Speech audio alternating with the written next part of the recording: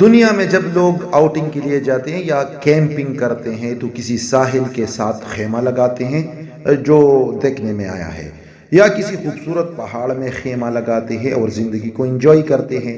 Same اسی طرح جنت میں بھی خیمے لگائے جائیں گے۔ قرآن مجید کا ارشاد ہے، حور مقصورات فی الخیام، حوریں ہیں رکی رہنے والیاں خیموں میں۔ حضرت ابو موسیٰ اشعری رضی اللہ تعالیٰ عنہ سے روایت ہے کہ حضور صلی اللہ علیہ وسلم نے ارشاد فرمایا، جنت میں مومن کے لیے ایک ہی موتی کا ایک خولدار خیمہ ہوگا جس کی لمبائی 60 میل تک ہوگی۔ اس میں مومن کی بیویاں ہوں گی۔ مومن ان سب کے پاس جا کر صحبت کرے گا، یعنی سیکشول انٹرکورس۔ وہ بیویاں ایک دوسرے کو اس حالت میں نہیں دیکھ سکیں گی، یعنی کمپلیٹ سیکریسی ہوگی وہاں پہ۔ اچھا یہ بھی سنیں، یہ خیمے نہ تو بالا خانے ہوں گے اور نہ محلات جن کا ہم ذکر کر چکے ہیں، بلکہ یہ باغات میں اور نہروں کے کنارے پر قائم کیے گئے ہوں گے۔ پہلی حدیث جو میں نے ذکر کی ہے وہ بخاری میں ہے، اور دوسری حدیث جو ہم نے بیان کی کہ یہ نہ تو بالا خانے ہوں گے اور نہ محلات، یہ حدیث ہدی الارواح کی حدیث ہے۔ ان خیموں میں کیا ہوگا تو اس کے بارے میں عبد الملک ابن حبیب القرطبی فرماتے ہیں، مجھے بعض لوگوں نے بیان کیا کہ جنت کے خیموں میں سے ہر خیمہ میں جو خولدار گوہر یعنی موتی سے بنایا گیا ہوگا، اس کا طول لینتھ 32 کلومیٹر کی چوڑائی میں ہوگا اور اتنا ہی اونچا ہوگا، جس پر گوہر اور یاقوت کا کام کیا گیا ہوگا۔ ہر تخت پر بہت سے رنگین بستر ترتیب دیے گئے ہوں گے جو ایک دوسرے کے اوپر سجائے ہوئے ہوں گے، اور ہر تخت کے سامنے ایک کپڑا ہوگا جس نے خیمہ کو پردہ میں کیا ہوگا۔ گوہر، یاقوت اور زبرجد سے سونے اور چاندی کے تاروں میں بنایا گیا ہوگا۔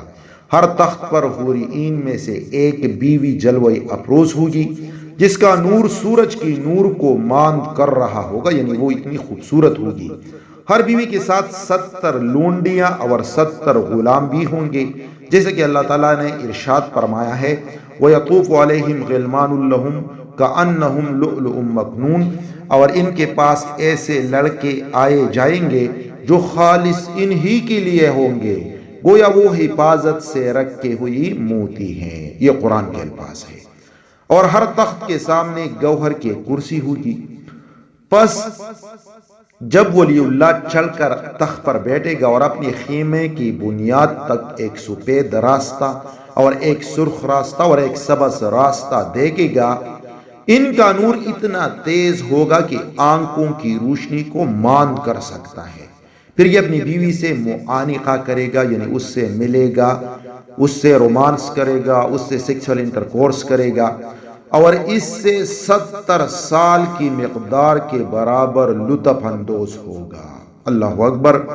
اس کی خواہش جماع اور اس کی شدت طلب کم نہ ہوگی۔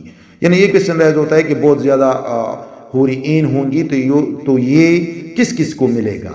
تو اس میں یہ بیان کیا گیا ہے کہ یہ کسی سے سیر نہیں ہوگا، بلکہ یہ بالکل چست رہے گا اور توانا رہے گا۔ یہ اس زوجہ سے دوسری زوجہ کی طرف جائے گا، ایک بیوی سے دوسری بیوی کی طرف، یہاں تک کہ جب تک اس کا نفس خواہش کرتا رہے گا اور آنکھیں لذت اٹھاتی رہیں گی، ہمیشہ ہمیشہ کے لیے۔ اور یہ حدیث وصف الفردوس کی حدیث ہے۔